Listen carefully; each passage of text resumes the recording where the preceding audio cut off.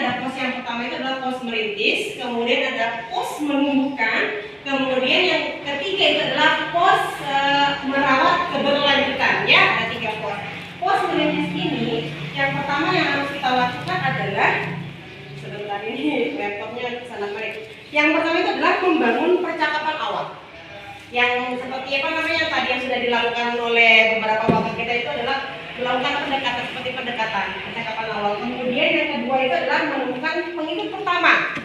Yang ini mana yang mau mendengarkan kita dulu, ya? Seperti tadi sarannya dari Pak Anhar, Pak Ahsan. Kemudian yang selanjutnya itu adalah yang ketiga adalah membangun percakapan yang bermakna. Nah itu dia ada 3 beberapa tahap, 3 tahap dari pos merintis. Saya buka sesi pertanyaan untuk 1 orang, silakan di pos merintis atau sudah jelas dari setiap tahapannya. Yang pertama, tahapan yang pertama itu adalah membangun percakapan awal. Kemudian menemukan pengikut pertama.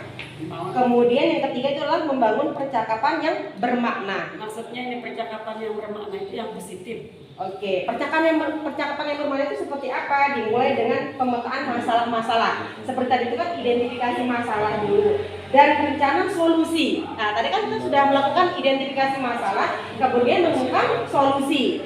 Nah, yang bisa dilakukan bersama percakapan berakhir dengan kesepakatan membentuk komunitas praktisi sebagai tempat belajar, berdiskusi dan mengembangkan praktek baik. Tadi kita sudah lakukan. Percakapan bermaknanya tadi sudah identifikasi masalah, kemudian menemukan solusi, kemudian kita melakukan kesepakatan. Seperti itu dia namanya percakapan bermakna. Oke, siap?